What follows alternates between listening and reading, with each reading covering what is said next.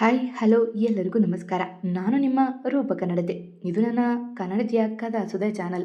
ವಸಿಷ್ಠನ ಈ ಕತೆ ನಿಮಗೆ ಇಷ್ಟ ಆಗ್ತಿದ್ರೆ ಪ್ಲೀಸ್ ಬೇರೆಯವ್ರಿಗೂ ಶೇರ್ ಮಾಡಿ, ಲೈಕ್ ಮಾಡಿ, ಕಮೆಂಟ್ ಮಾಡೋದನ್ನ ಮರಿಬೇಡಿ ಆಯ್ತಾ. ಮಾಂಗಲ್ಯದಿಂದ ನಂಟಾದರೂ ಭಾಗ 53. ವೈಭವ್, ಎಲ್ಲಿಗೆ ಕರೆದುಕೊಂಡು ಹೋಗ್ತಿದೀಯಾ ಎಂದಳು ನಿಧಿ ಭಯದಿಂದಲೇ. ನನ್ನೇ ಪುಕ್ಕಲ ಅಂದೆ ಅಲ್ವಾ, ನಿಂಗೆ ಏನೋ ತೋರಿಸೋಕೆ ಎಂದವ ಅವಳನ್ನು ಕಾರಿನಲ್ಲಿ ಕೂರಿಸಿ ಕಾರ್ ಲಾಕ್ ಮಾಡಿದ್ದ. ವೈಭವ್, ನಾ ತಮಾಷೆ ಮಾಡಿದ್ದು ಎಂದಳು ಆತಂಕದಿಂದ. ನಾನು ತಮಾಷೆಗೆ ಏನೋ ತೋರಿಸಬೇಕು ಬಾ ಎಂದವ ಅವಳ ಕೈ ಹಿಡಿದೆ ಕಾರ್ ಚಲಾಯಿಸಿದ್ದ. ವೈಭವ್, ಸಾರಿ, ಇನ್ಮೇಲೆ ತಮಾಷೆ ಮಾಡಲ್ಲ ಪ್ಲೀಸ್ ಕಣೋ, ವಾಪಸ್ ಹೋಗೋಣ ಎಂದಳು ನಿಧಿ ಭಯದಿಂದ. ನೋನೋ, ತಪ್ಪು ಮಾಡಿದ ಮೇಲೆ ಶಿಕ್ಷೆ ಇದ್ದೇ ಇರುತ್ತೆ ಎಂದ ಅವಳ ಕೈ ಬಿಡದೆ. ವೈಭವ್ ಎಂದಳು ಕಣ್ತುಂಬಿಕೊಂಡು.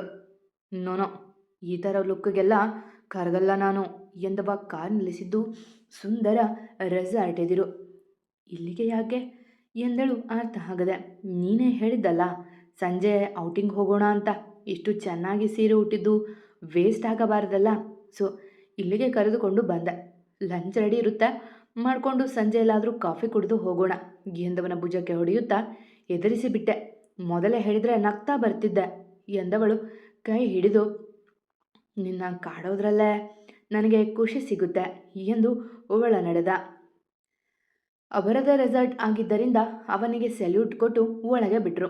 ವಸಿಷ್ಠ ಅವರು ಅದನ್ನು ಬೇರೆಯವರಿಗೆ ರೆಂಟಿಗೆ ಬಿಟ್ಟಿದ್ರು, ಆದರೆ ತಮ್ಮ ಪ್ರೀತಿಯ ರೆಸಾರ್ಟ್ ಮಾತ್ರ ಕೊಟ್ಟಿರಲಿಲ್ಲ ಯಾರಿಗೂ. ಏನಿದೆ ಲಂಚ್ ಎಂದವ ಅವರು ಹೇಳಿದ ಒಂದಷ್ಟು ಅಡುಗೆಗಳಲ್ಲಿ ಕೆಲವು ಆರ್ಡರ್ ಮಾಡಿ ಆ ಕಡೆ ಗಾರ್ಡನ್ನಲ್ಲಿರೋ ಟೇಬಲ್ ಬಳಿ ತನ್ನಿ ಎಂದು ಮಡದಿಯನ್ನು ಕರೆದೊಯ್ದ.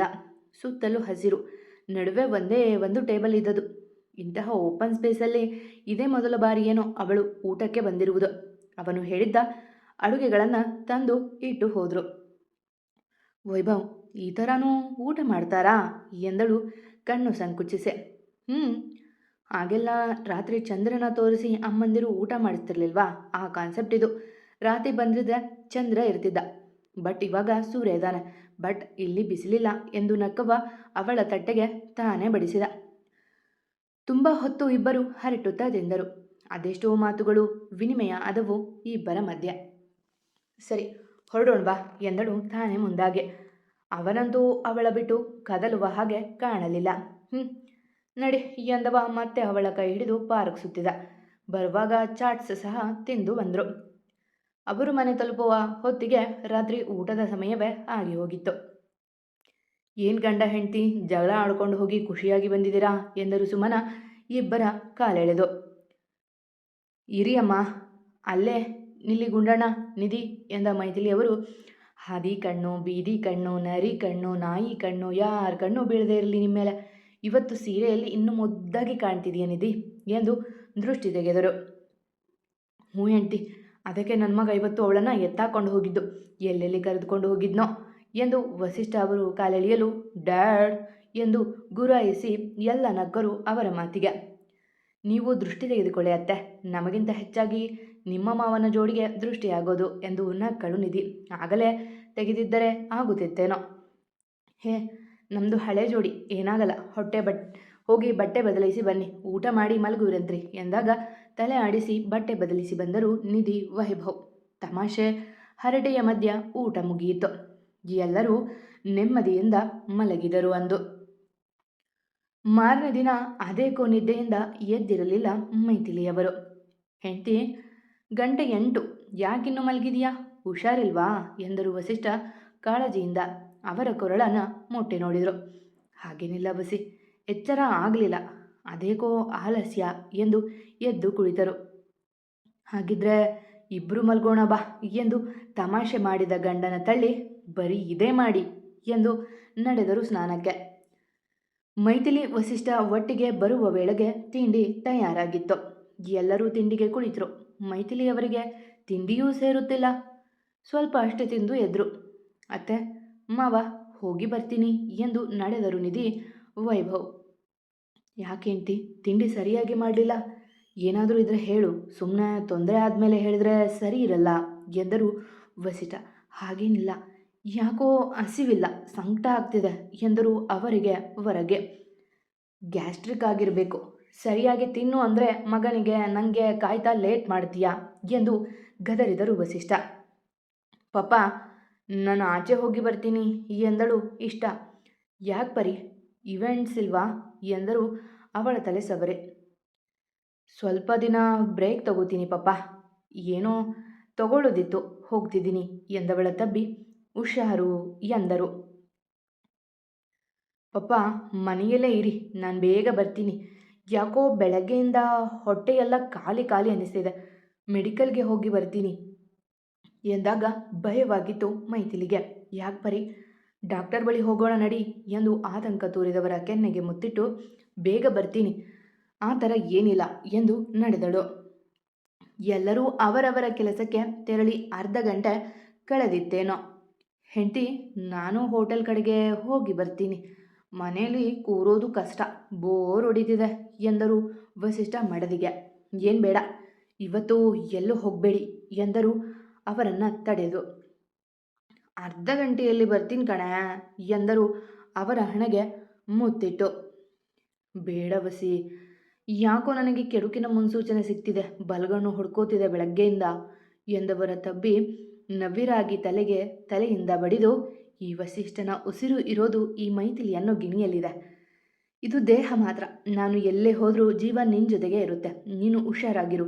ನಾನಿದ್ರೂ ಇಲ್ಲದೆ ಹೋದರೂ ನೀನು ನಗ್ತಾ ಇದ್ದರೆ ನಿನ್ನಲ್ಲೇ ನಾನಿರ್ತೀನಿ, ನಗ್ತಾ ನಗ್ತಾ ಎಂದವರ ತುಟಿಯ ಮೇಲೆ ಬೆರಳಿಟ್ಟು, ನೀವು ಆಚೆ ಹೋಗಬೇಕು ಅಂದ್ರಿ ತಾನೆ, ಹೋಗಿ ಬನ್ನಿ, ಅದಕ್ಕೆ ಈ ರೀತಿಯೆಲ್ಲ ಮಾತಾಡಬೇಡಿ. ಈ ಗಿಣಿಯಲ್ಲಿ ನಿಮ್ಮ ಜೀವ ಇರಬಹುದು, ಆದರೆ ಈ ಗಿಣಿಗೆ ನೀವು ಇಲ್ಲದೆ ಬದುಕೋದೇ ಗೊತ್ತಿಲ್ಲ. ಪ್ರಪಂಚನೇ ಒಂದು ಕಡೆ ಆದರೆ ನನಗೆ ನೀವೇ ಪ್ರಪಂಚ, ನೀವಿಲ್ಲದೆ ನನಗೇನೂ ಇಲ್ಲ, ಹುಷಾರಾಗಿ ಹೋಗಿ ಬನ್ನಿ ಎಂದರು ಭಾವುಕರಾಗಿ. ಅಬ್ಬಾ ಸಾಕು, ಎಮೋಷ್ನಲ್ ಡೈಲಾಗ್ ಹೊಡೆದದ್ದು, ಒಂದು ಸ್ಟ್ರಾಂಗ್ ಕಿಸ್ ಕೊಡು ಎಂದು ಮೈಥಿಲಿಯವರ ನಾಚುವಂತೆ ಮಾಡಿದವರು, ಇದೇ ನನ್ನ ಸಂಜೀವಿನಿ ಎಂದು ಮುತ್ತು ಕೊಟ್ಟು ನಕ್ಕರು. ಬಾಯ್, ಹುಷಾರು, ಬೇಗ ಬನ್ನಿ ಎಂದರು ಮೈಥಿಲಿ ಆತಂಕದಲ್ಲೇ. ಸರಿ ಎಂದ ವಸಿಷ್ಠ ಅವರು ಮೊದಲು ರೆಸಾರ್ಟ್ಗೆ ಹೋಗಿದ್ದರು. ಒಂದರ್ಧ ಗಂಟೆ ಅಲ್ಲಿ ಎಲ್ಲ ಉಸ್ತುವಾರಿ ನೋಡಿಕೊಂಡವರು ಮರಳುವಾಗ ಯಶವಂತ್ಗೆ ಕರೆ ಮಾಡಿದರು. ಹೇಳಿ ಬಾಸ್ ಎಂದರು ಯಶವಂತ್ ತಮಾಷೆಯಾಗಿ. ಏನಾದರೂ ಇಂಪ್ರೂವ್ಮೆಂಟ್ ಎಂದರು ಕಾರ್ ಚಲಾಯಿಸುತ್ತಲೇ. ಹಾಂ ಸರ್, ಇದೆ. ಒಬ್ಬ ಇನ್ಫಾರ್ಮರ್ ಚಂದ್ರಕಾಂತ್ ಅವರ ಹಿನ್ನೆಲೆ ಹುಡುಕುತ್ತಿರುವಾಗ ಅವರ ಹಳೆಯ ಫೋಟೋ ಸಿಕ್ಕಿದೆ, ಅದನ್ನು ಪ್ರಿಂಟ್ ತೆಗೆಸಬೇಕು. ಇನ್ನೊಂದು ಸುಮನ್ ಅವರ ತವರಿನ ಬಗ್ಗೆ ಸುದ್ದಿ ಸಿಕ್ಕಿದೆ, ಅವರ ಊರಿಗೆ ಹೋಗಿದ್ದಾರೆ ನಮ್ಮ ಕಡೆಯವರು ಎಂದರು ಯಶವಂತ್ ಅವರು. ಗುಡ್, ಇನ್ನೊಂದು ವಾರದಲ್ಲಿ ಇವೆರಡೂ ಕೆಲಸ ಆಗಬೇಕು ಎಂದರು ವಸಿಷ್ಠ ಗಂಭೀರವಾಗಿ. ಪಕ್ಕಾ ಸರ್, 2 ದಿನ ಎಂದು ಯಶವಂತ್ ಅವರು ಹೇಳಲು, ಸರಿ ಯಶವಂತ್, ಬಾಯ್ ಎಂದು ನಿಧಾನವಾಗಿ ಕಾರ್ ಓಡಿಸುತ್ತಾ ಬಂದರು ವಸಿಷ್ಠ. 2 ನಿಮಿಷದಲ್ಲಿ ಕಾರ್ ನಿರ್ಜನ ಪ್ರದೇಶದಲ್ಲಿ ತಲುಪಿದ್ದೆ ಯಾರೋ ಬೈಕಿನಲ್ಲಿ ಅಡ್ಡ ಬಂದು ಬಿಟ್ಟರು. ಅಯ್ಯೋ ಎಂದು ಬ್ರೇಕ್ ಹಾಕಿದ ವಸಿಷ್ಠ ಅವರು ಕೆಳಗಿಳಿದು ಬಂದು, ಏನಾಯಿತು ಎಂದರು ಬಿದ್ದಿದ್ದವರ ಮೇಲೆ ಎತ್ತಿ. ಏನಾಗಿಲ್ಲ ಸರ್, ನಂದೇ ತಪ್ಪು ಎಂದನಾಥ. ಛೆ, ಪಾಪುನೂ ಇದೆ ಎಂದವರು ಕೆಳಗೆ ಬಿದ್ದಿದ್ದ ಹೆಂಗನಿಸಿನ ಪಕ್ಕವಿದ್ದ ಮಗುವನ್ನು ಕೈಗೆತ್ತಿಕೊಳ್ಳಲು ಕೈ ಹಾಕಿದ್ದೆ ಹಿಂದಿನಿಂದ ವಸಿಷ್ಠ ಅವರ ತಲೆಗೆ ಹೊಡೆದು ಬಿಟ್ಟರು ಬಲವಾಗಿ. ಅಮ್ಮ ಎಂದರು ವಸಿಷ್ಠ ಆದ ನೋವಿಗೆ. ಅಮ್ಮ ಎಂದ ಮೈಥಿಲಿ ಎದೆ ಹಿಡಿದರು. ಬೆಳಗ್ಗೆಯಿಂದ ಸಂಕಟ ಆಗುತ್ತಿತ್ತು ಅವರಿಗೆ, ಮನ ತಡೆಯಲಾಗದೆ ಆಗಷ್ಟೇ ದೇವರ ದೀಪ ಹಚ್ಚಿ ಕುಳಿತಿದ್ರು. ತಕ್ಷಣ ದೇವರ ಮುಂದಿದ್ದ ದೀಪ ಹಾರಿತ್ತು. ದೇವ್ರೆ, ಇದೇನಪ್ಪ ಅಪಶಕುನ ಎಂದು ಎದ್ದು ತಮ್ಮ ಕೋಣೆಗೆ ನಡೆದವರು ಮೊದಲು ತನ್ನ ಗಂಡನಿಗೆ ಕರೆ ಮಾಡಿದರು, ಆದರೆ ಅದು ಸ್ವಿಚ್ ಆಫ್ ಆಗಿತ್ತು. ವಸಿ, ಫೋನ್ ಎತ್ತಿ ಎಂದವರು ಚಡಪಡಿಕೆಯಲ್ಲೇ ಫೋನ್ ಹಿಡಿದು ದೇವರ ಮುಂದೆ ಕುಳಿತರು. 1-2 ಬಾರಿ ಕರೆ ಮಾಡಿದರೂ ಅವರು ತೆಗೆಯದೇ ಇದ್ದಾಗ ಮಗನಿಗೆ ಕರೆ ಮಾಡಿದರು. ತನ್ನ ಕೆಲಸದಲ್ಲಿದ್ದ ವೈಭವ್ನ ಫೋನ್ ರಿಂಗಣಿಸಿದಾಗ ಅಮ್ಮನ ಹೆಸರು ನೋಡಿ ಮೊಗವರಳಿತು. ಹೇಳಿ ಮಾಮ್ ಎಂದ ವೈಭವ್ ಕರೆ ಸ್ವೀಕರಿಸಿ. ಗುಂಡಣ್ಣ, ಅಲ್ಲಿ ವಸೀದರ ಎಂದರು ಮೈಥಿಲಿಯವರು ಆತಂಕದಿಂದ. ಇಲ್ಲ ಮಮ್ಮಿ, ಅವರು ಹೋಟೆಲ್ಗೆ ಬಂದೇ ಇಲ್ಲ ಎಂದ ಅವನು ಸಹಜವಾಗಿ. ಬೆಳಗ್ಗೆ ಹೋಟೆಲ್ಗೆ ಹೋಗ್ತೀನಿ ಅಂತಾನೆ ಹೋಗಿದ್ದು ಎಂದರು ಗಾಬರಿಯಿಂದ. ಅವನಿಗೂ ಭಯವಾಗಿತ್ತು, ಆದರೂ ತೋರದೆ, ಇಲ್ಲ ಮಾಮ್, ಬೇರೆ ಹೋಟೆಲಲ್ಲಿರಬೇಕು, ವಿಚಾರಿಸ್ತೀನಿ ಎಂದ ಅವರನ್ನು ಸಮಾಧಾನಿಸಲು. ಬೇಗ ಕೇಳು, ಯಾಕೋ ಭಯ ಆಗ್ತಿದೆ ವೈಭವ್, ದೇವರ ಮುಂದಿನ ದೀಪ ಆರಿ ಹೋಯಿತು. ಬೆಳಗ್ಗೆ ಹೋದವರು ಇನ್ನೂ ಬಂದಿಲ್ಲ. ಆಗಲಿಂದ ಫೋನ್ ಮಾಡಿದೆ, ಅವರು ಫೋನ್ ತೆಗಿತಿಲ್ಲ ಎಂದರು. ಗಾಬರಿಯಿಂದ ಕುಳಿತಲಿಂದ ಏಳುವಾಗ ಬಾಗಿಲಿಗೆ ಸಿಲುಕಿ ಅವರ ಮಾಂಗಲ್ಯ ಕಿತ್ತು ಬಂದಿತ್ತು. ಇಲ್ಲ ಎಂದು ಅರಚಿದರು ಮೈಥಿಲಿ ಅಳುತ್ತಲೆ. ಅವರ ಧ್ವನಿ ಕೇಳಿದ್ದೆ ಎಲ್ಲ ಅತ್ತ ಓಡಿ ಬಂದರು. ಭಾಬಿ ಏನಾಯ್ತು ಎಂದರು ವೈಶಿಷ್ಟ್ಯ. ಮೈಥಿಲಿ ಎಂದು ಬಂದರು ಆಯುಷ್. ಮಾಮ್ ಏನಾಯ್ತು ಎಂದ ವೈಭವ್ ಭಯದಿಂದ. ನನ್ನ ತಾಳಿ ಕಿತ್ತೋತು ವೈಭವ್. ನನ್ನ ವಸಿ ನನ್ನನ್ನು ನೋಡಬೇಕು, ನನ್ನ ವಸಿ ನನಗೆ ಬೇಕು ಎಂದರು ಅಳುತ್ತಲೆ. ಮಾಮ್ ನೀವು ಟೆನ್ಸ್ ಆಗಬೇಡಿ, ನಾನಿನ್ನ ಅರ್ಧ ಗಂಟೆಯಲ್ಲಿ ಅವರನ್ನು ಕರೆದುಕೊಂಡು ಬರ್ತೀನಿ, ನೀವು ಅಳಬೇಡಿ ಅಮ್ಮ ಎಂದ ಅವನು ಗಾಬರಿಗೊಂಡು. ಅಷ್ಟರಲ್ಲಿ ನಿಧಿ ಅಲ್ಲಿಗೆ ಬರಲು ಏನಾಯಿತು ವೈಭವ್ ಎಂದಳು ಅವನ ಆತಂಕದ ಮುಖವನ್ನು ನೋಡಿ. ಅಮ್ಮ ಅಳ್ತಿದ್ದಾರೆ ನಿಧಿ, ಡ್ಯಾಡ್ ಮನೆಗೆ ಬಂದಿಲ್ವಂತೆ, ದೇವರ ದೀಪ ಆರಿ ಹೋಗಿದೆ ಅಂತೆ ಎಂದಾಗ ನಿಧಿಯು ಗಾಬರಿಯಾದ್ಲು. ಅತ್ತೆ ಅಳಬೇಡಿ ಪ್ಲೀಸ್, ನಾವೀಗಲೇ ಬರ್ತೀವಿ ಎಂದಳು ಫೋನ್ ತೆಗೆದುಕೊಂಡು. ನನ್ನ ಮಾಂಗಲ್ಯ ಕಿತ್ತೋಯ್ತು ನಿಧಿ, ಯಾವತ್ತೂ ಈ ರೀತಿ ಆಗಿರಲಿಲ್ಲ, ನಿನ್ನ ಮಾವನನ್ನು ಕರೆದುಕೊಂಡು ಬನ್ನಿ ಎಂದರು ಬಿಕ್ಕುತ್ತಲೆ. ಅತ್ತೆ ಈಗಲೇ ಬರ್ತೀವಿ, ಮಾವ ರೆಸಾರ್ಟಲ್ಲಿ ಏನೋ ಪ್ರಾಬ್ಲಮ್ ಇದೆ ಅಂತ ನನಗೆ ಬೆಳಗ್ಗೆ ಹೇಳಿದರು, ಅಲ್ಲಿಗೆ ಹೋಗಿ ಅವರನ್ನು ಕರೆದುಕೊಂಡು ಬರ್ತೀವಿ, ನೀವು ಟೆನ್ಷನ್ ಮಾಡ್ಕೋಬೇಡಿ ಎಂದಳು ನಿಧಿ. ನಿಜವಾ ಎಂದರು ಮೈಥಿಲಿ ತುಸು ಸಮಾಧಾನದಿಂದ. ಹ್ಞೂ ಅಂತೆ, ನಾನು ಕರೆದುಕೊಂಡು ಬರ್ತೀನಿ ಎಂದಾಗ ವೈಭವ್ ಅವಳನ್ನು ಕಣ್ಣಿನಲ್ಲೇ ಪ್ರಶ್ನಿಸಿದ. ಸತ್ಯವಾ ಎಂಬಂತೆ ಕಣ್ಮುಚ್ಚಿ ತೆಗೆದವಳು. ನೀವು ಕೂತಿರಿ ಅತ್ತೆ, ಬರ್ತೀವಿ ಎಂದವಳು ಫೋನ್ ಕರೆ ತುಂಡರಿಸಿದಳು. ನಿಧಿ ಡ್ಯಾಡ್ ಹಾಗೆಲ್ಲ ಮಾಮ್ಗೆ ಹೇಳದೆ ಎಲ್ಲೂ ಹೋಗಲ್ಲ ಎಂದ ವೈಭವ್ ಕೂಡ ಭಯದಿಂದಲೇ. ಮೊದಲೇ ಅತ್ತೆ ಅಳ್ತಿದ್ದಾರೆ, ನೀನು ಗಾಬರಿಯಾಗಿ ಅವರಿಗೆ ಇನ್ನೂ ನೋವು ಕೊಡಬೇಡ, ಹುಡ್ಕೋಣ ಬಾ ಎಂದಳು ಅವನ ಕೈಗೆ ಫೋನ್ ಕೊಟ್ಟು. ಎಲ್ಲಿ ಅಂತ ಹುಡ್ಕೋದು ನಿಧಿ, ಡ್ಯಾಡ್ಗೆ ಏನಾದರೂ ಆಗಿದ್ರೆ ಎಂದಾಗ ಅವನ ಬಾಯಿಯ ಮೇಲೆ ಕೈ ಇಟ್ಟವಳು. ಇಡೀ ಮನೆಯ ಜೀವಾನೇ ಅದು, ಅವರಿಗೆ ಏನಾದರೂ ಆಗೋದಿಲ್ಲ, ನನ್ನ ಮನಸ್ಸು ಹೇಳ್ತಿದೆ, ಸುಮ್ಮನೆ ನನಗೂ ಅಳು ಬರೆಸ್ಬೇಡ ಎಂದಾಗ ಸುಮ್ಮನಾದ. ಇರು ಯಶವಂತ್ ಅಂಕಲ್ಗೆ ಹೇಳ್ತೀನಿ, ಡ್ಯಾಡ್ ನಂಬರ್ ಎಲ್ಲಿದೆ ಅಂತ ಟ್ರೇಸ್ ಮಾಡ್ತಾರೆ ಎಂದವ ತಕ್ಷಣ ಅವರಿಗೆ ಕರೆ ಮಾಡಿದ್ದ.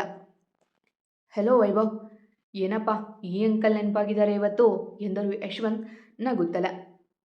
ಅಂಕಲ್ ಡ್ಯಾಡ್ ಕಾಣಿಸ್ತಿಲ್ಲ, ಅವರ ಫೋನ್ ಸ್ವಿಚ್ ಆಫ್ ಆಗಿದೆ, ಅವರ ಫೋನ್ ಟ್ರೇಸ್ ಮಾಡಿ ಎಲ್ಲಿದ್ದಾರೆ ಅಂತ ಹೇಳ್ತೀರಾ ಎಂದ ಆತಂಕದಿಂದ.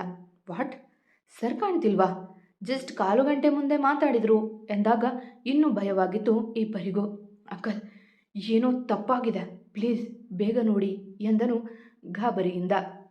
ಸರಿ 5 ನಿಮಿಷ ಎಂದವರು ಕರೆ ತುಂಡರಿಸಿ ತನಗೆ ಗೊತ್ತಿದ್ದ ಸೈಬರ್ ಟೀಮ್ಗೆ ಫೋನ್ ಮಾಡಿ ವಿಷಯ ತಿಳಿಸಿದರು. ವೈಭವ್ ನನಗೂ ಭಯ ಆಗ್ತಿದೆ ಕಣೋ, ಯಾಕೆ ಹೀಗಾಗ್ತಿದೆ, ಏನೂ ಸರಿಯಿಲ್ಲ ಎಂದಳು ನಿಧಿ. ಯಶವಂತ್ ಅವರ ಮಾತು ಕೇಳಿ ಇದ್ದ ಧೈರ್ಯ ಕೂಡ ಕುಂದಿತ್ತು ಅವಳಿಗೆ. ನಿಧಿ ನನಗೀಗ ನೀನೇ ಧೈರ್ಯ, ಪ್ಲೀಸ್ ಸಮಾಧಾನವಾಗಿರು ಎಂದವ ಅವಳ ಕೈ ಹಿಡಿದೆ ಕುಳಿತ. ತಲೆಯಿಂದ ಕೈ ತೆಗೆದುಕೊಂಡು ನೋಡಿದರು ವಸಿಷ್ಠ. ಕೈ ಪೂರ್ತಿ ಕೆಂಪಗಾಗಿತ್ತು. ತಕ್ಷಣ ತಿರುಗಿದವರು ಯಾರೋ ಒಬ್ಬ ಕೆಳಗೆ ಬಿದ್ದ ಫೋನ್ ತೆಗೆದು ಸ್ವಿಚ್ ಆಫ್ ಮಾಡಿಬಿಟ್ಟಿದ್ದ. ಬಂದ್ರು ನನ್ನ ಮಕ್ಕಳ, ಎದೆಗೆ ಎದೆ ಕೊಟ್ಟು ಹೊಡೆದಾಡೋನು ಗಂಡಸು, ಬೆನ್ನಿಗೆ ಚೂರಿ ಹಾಕೋನಲ್ಲ, ಧೈರ್ಯ ಇದ್ದರೆ ಎದೆಗೆ ಎದೆ ಕೊಟ್ಟು ಹೊಡೆದಾಡಿ ಎಂದರು ಅವರ ಎದುರಿಗೆ ನಿಂತು. ನಾವು ಗಂಡಸರೇ ಅಲ್ಲ ಎಂದವರು 4 ಜನ ಒಟ್ಟಿಗೆ ವಸಿಷ್ಠ ಅವರ ಮೇಲೆ ದಾಳಿ ಮಾಡಿದರು. ಯಾರನ್ನು ಬಿಡೋದಿಲ್ಲ ನಾನು ಎಂದವರು ಒಬ್ಬೊಬ್ಬರಿಗೆ ಹೊಡೆಯುವ ಮತ್ತೊಬ್ಬ ಬಂದು ಅವರ ಬೆನ್ನಿಗೆ ಹೊಡೆದು ಬಿಟ್ಟ. ಮೊದಲೇ ರಕ್ತ ಸೂರಿ ನಿಶಕ್ತರಾಗಿದ್ದವರು ಕೆಳಗೆ ಕುಸಿದು ಬಿಟ್ಟರು. ಅಮ್ಮ ಎಂದರು ಬೆನ್ನು ಹಿಡಿದು. ವಸಿ ಎಂದು ಅರಚಿದರು ಮೈಥಿಲಿ ಕುಳಿತಲ್ಲಿಂದಲೇ.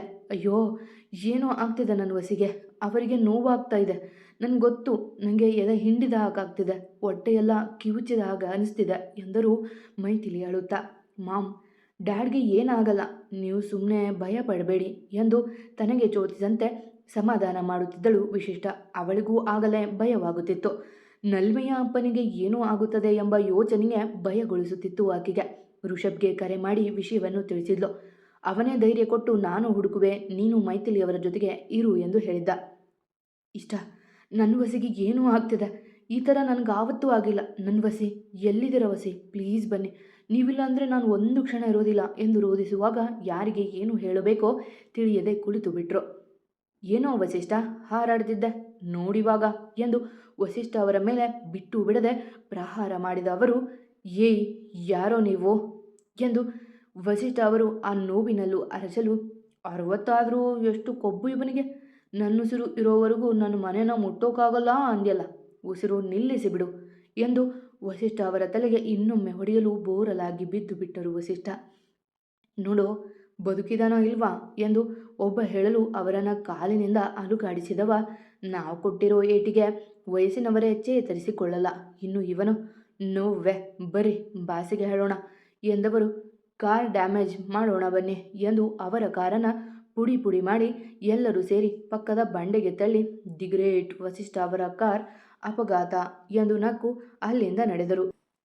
ಯಾರೂ ಇಲ್ಲದ ರಸ್ತೆಯಲ್ಲಿ ಅನಾಥವಾಗಿ ಬಿದ್ದಿದ್ದ ವಸಿಷ್ಠ ಅವರ ಬಾಯಿಯಿಂದ ಬರುತ್ತಿದ್ದ ಪದಬಂಧ ಮೈಥಿಲಿ. 10 ನಿಮಿಷಗಳ ನಂತರ ಯಶವಂತ್ ಅವರಿಂದ ವೈಭವ್ಗೆ ಕರೆ ಬಂದಿತ್ತು. ಹೇಳಿ ಅಂಕಲ್ ಎಂದ ಕರೆ ಸ್ವೀಕರಿಸಿ.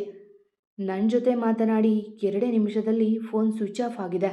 15 ನಿಮಿಷಗಳ ಹಿಂದಿನಿಂದ ಆ ಫೋನ್ ಲೊಕೇಶನ್ ನಮ್ಮ ರೆಸಾರ್ಟ್ ರೋಡಿನಲ್ಲಿ ತೋರಿಸ್ತಿದೆ. ನೀವು ಬನ್ನಿ, ನಾನು ಬರ್ತೀನಿ ಎಂದರು ಯಶವಂತ್. ಓಕೆ ಅಂಕಲ್ ಎಂದವ ನಿಧಿಯ ಜೊತೆ ಬೈಕ್ ಏರಿದ್ದ. ವೈಭವ್ ಬೇಗ ಎಂದಳು ನಿಧಿ ಹಿಂದೆ ಕುಳಿತು. ಅವನು ವೇಗವಾಗಿ ಓಡಿಸುವಾಗ ಬೈಯುತ್ತಿದ್ದವಳಿಗೆ ಇಂದು ಮಾವನನ್ನ ನೋಡುವ ಅವಸರ. ಹಾಂ ಎಂದವ ಟ್ರಾಫಿಕ್ ಇರದ ರೋಡಿನಲ್ಲಿ ಬೈಕ್ ಚಲಾಯಿಸಿದ್ದ. ಅರ್ಧ ಗಂಟೆಯ ದಾರಿಯನ್ನು 10 ನಿಮಿಷದಲ್ಲಿ ಕ್ರಮಿಸಿದ ನಂತರ ಅವರ ಬೈಕ್ ರೆಸಾರ್ಟ್ ರೋಡ್ನ ತಲುಪಿತ್ತು.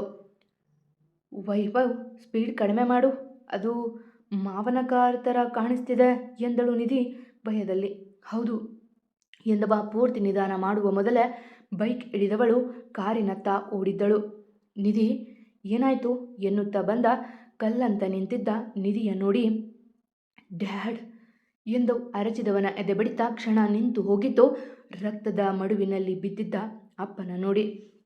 ಅಪ್ಪ ಅಪ್ಪ ಏನಾಯಿತು ಎಂದವ ಅವರ ಬಳಿ ಓಡಿ ಹೋದ. ನಿಧಿಯಂತೂ ಅವರನ್ನು ಆ ಸ್ಥಿತಿಯಲ್ಲಿ ನೋಡಿ ಅರಗಿಸಿಕೊಳ್ಳಲಾಗದೆ ನಿಂತಿದ್ದಳು. ಅಪ್ಪ ಎಂದವ ಅವರ ತಲೆಯನ್ನು ಮಡಲಿಗೆ ಹಾಕಿಕೊಂಡು, ನಿಧಿ ನೀರು ತಗೊಂಡು ಬಾ ಎಂದ ಜೋರಾಗೆ.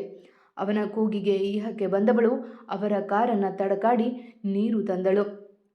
ಅಪ್ಪ ಏನಾಯಿತು ಅಪ್ಪ, ನೋಡಿ ಇಲ್ಲಿ, ನನ್ನ ಹೆದರಿಸ್ಬೇಡಿಯಪ್ಪ ಪ್ಲೀಸ್ ಎಂದವ ಅವರ ಕೆನ್ನೆ ತಟ್ಟುತ್ತಾ ನೀರು ಕುಡಿಸಿದ ಅರ್ಧ ನೀರಲ್ಲಿ ಸ್ವಲ್ಪ ಅಷ್ಟೇ ಬಾಯಿಯೊಳಗೆ ಹೋಗಿದ್ದು. ಅಪ್ಪ, ನೀವು ಹೀಗೆ ಮಾಡೋ ಹಾಗಿಲ್ಲ, ಯಾರಪ್ಪ ಹೀಗೆ ಮಾಡಿದ್ದು, ಮಾತಾಡಿ ಎಂದು ಕೆನ್ನೆ ತಟ್ಟಲು ಒಂದು ಕಣ್ಣು ತೆರೆದ ವಸಿಷ್ಠ ಅವರು, ಹೆಂಡತಿ ಮೈಥುನ ನೋಡಬೇಕು ಎಂದರು ಬಿಡಿಬಿಡಿಯಾಗಿ. ಹ್ಞೂ ಬರ್ತಾರೆ, ನೋಡುವಂತ್ರಿ, ಆದರೆ ನೀವು ಕಣ್ಮುಚ್ಚಬೇಡಿ ಎಂದವ ಅವರನ್ನು ಎತ್ತುವಷ್ಟರಲ್ಲಿ ಯಶವಂತ್ ಕೂಡ ಬಂದರು. ವಸಿಷ್ಠ ಅವರನ್ನು ಆ ಸ್ಥಿತಿಯಲ್ಲಿ ನೋಡಿ ಅವರು ಕುಸಿದರು. ಸರ್ ಎಂದು ಓಡಿ ಬಂದು ವೈಭವ್ಗೆ ಸಹಾಯ ಮಾಡಿದರು ಕಾರ್ ಒಳಗೆ ಕೂರಿಸಲು. ಮೋಸ ಮಾಡಿಬಿಟ್ರು ಯಶವಂತ್, ನಿಧಿನ ಚೆನ್ನಾಗಿ ನೋಡ್ಕೊ ಮಗನೇ, ಪಪ್ಪ ಲವ್ಸ್ ಯು ಲಾಟ್, ಬರೀ ಕೇಳಿದೆ ಅಂತ ಎಂದರು ಕಷ್ಟದಿಂದ. ಡ್ಯಾಡಿ ಆಯಾಸ ಮಾಡ್ಕೋಬೇಡಿ, ನೀವಿದ್ರೆ ಎಲ್ಲ ಚೆನ್ನಾಗೇ ಇರ್ತಾರೆ, ಏನಾಗಲ್ಲ ಡ್ಯಾಡಿ ನಿಮಗೆ, ನೀವಿಲ್ಲ ಅಂದರೆ ನಮಗೆ ಏನೂ ಇಲ್ಲ. ಮಾಮ್ಗೆ ಹೇಗೆ ಹೇಳಲಿ, ನಾನು ಏನಂತ ಹೇಳಲಿ, ನಿಮ್ಮನ್ನು ಕರೆದುಕೊಂಡು ಬರ್ತೀನಿ ಅಂತ ಹೇಳಿದ್ದೀನಿ, ಇಲ್ಲಿ ನೋಡಿ ನಿಮ್ಮ ಸೊಸೆ ಒಂದು ಮಾತಾಡ್ತಿಲ್ಲ, ನೀವೆಲ್ಲರಿಗೂ ಮೋಸ ಮಾಡೋ ಹಾಗಿಲ್ಲ ಎಂದ ಅವರ ತಲೆಯ ತೊಡೆಯ ಮೇಲಿಟ್ಟುಕೊಂಡು. ತಕ್ಷಣ ಯಶವಂತ್ ಡ್ರೈವಿಂಗ್ ಸೀಟ್ನಲ್ಲಿ ಕುಳಿತರೆ ನಿಧಿ ಅವರ ಕಾಲನ್ನು ಹಿಡಿದುಕೊಂಡು ಕುಳಿತಳು. ನಿಧಿ, ನನ್ನ ಹೆಂಡತಿನ ನೋಡ್ಕೋ, ಪಾಪದವಳವಳು ಎಂದಷ್ಟೇ ಹೇಳಲು ಸಾಧ್ಯವಾಗಿತ್ತು ಅವರಿಗೆ. ಮಾವ, ನೀವು ಹಾಗೆಲ್ಲ ಮಾತಾಡಬೇಡಿ ಎಂದಳು ಅಳುತ್ತಲೇ. ಆದರೆ ಅವರ ಅರೆತೆರೆದಿದ್ದ ಕಣ್ಣು ಮುಚ್ಚಿತ್ತು. ಡ್ಯಾಡಿ ಡ್ಯಾಡಿ ಎಂದು ವೈಭವ್ ಕೆನ್ನೆ ಬಯದಿ ತಟ್ಟಿದ. ಉತ್ತರ ನೀಡಲಿಲ್ಲ ಅವರು. ಅಂಕಲ್ ಬೇಗ ಹೋಗಿ ಎಂದ ಅವಸರ ಮಾಡುತ್ತಾ. ಮಾವ ಮಾವ ಎಂದಳು ಅವರ ಕಾಲಿಡಿದು ಅಳುತ್ತಾ. ಅವರಿಂದ ಉತ್ತರವಿಲ್ಲ. 10 ನಿಮಿಷದಲ್ಲಿ ಆಸ್ಪತ್ರೆ ತಲುಪಿತ್ತು ಕಾರು. ಯಶವಂತ್ ದಾರಿಯಲ್ಲೇ ಫೋನ್ ಮಾಡಿ ತಿಳಿಸಿದ್ರಿಂದ ರೋಡ್ ಕ್ಲಿಯರ್ ಮಾಡಿಸಿದ್ರು. ಜೊತೆಗೆ ಆಸ್ಪತ್ರೆಯಲ್ಲಿ ಎಲ್ಲವನ್ನೂ ತಯಾರು ಮಾಡಿಕೊಂಡಿದ್ರು. ದಿ ಗ್ರೇಟ್ ಐಕಾನ್ ವಸಿಷ್ಠ ಅವರಿಗೆ ಅಪಘಾತ. ಒಂದು ಕಾಲದಿಂದಲೂ ಐಕಾನ್ ಆಗಿ ಮೆರೆಯುತ್ತಿರುವ ಟಾಪ್ ಹೋಟೆಲ್ ಮಾಲೀಕ ವಸಿಷ್ಠ ಅವರು ಐಸಿಯುನಲ್ಲಿ ನಗರದ ಪ್ರತಿಷ್ಠಿತ ಆಸ್ಪತ್ರೆಗೆ ದಾಖಲು ಮಾಡಲಾಗಿದೆ. ಈಗಷ್ಟೇ ಬಂದ ಸುದ್ದಿಯ ಪ್ರಕಾರ ಅವರು ಬದುಕುವುದು ಅನುಮಾನ. ಅಷ್ಟಕ್ಕೂ ಅಲ್ಲಿ ನಡೆದಿದ್ದಾದರೂ ಏನೋ. ಅಪಘಾತ ನಡೆದ ಸ್ಥಳದಲ್ಲಿಯೇ ಉಳಿದ ಕಾರು. ಪೊಲೀಸರ ಭೇಟಿ, ಸ್ಥಳ ಪರಿಶೀಲನೆ ಮಾಡುತ್ತಿರುವ ಪೊಲೀಸರು.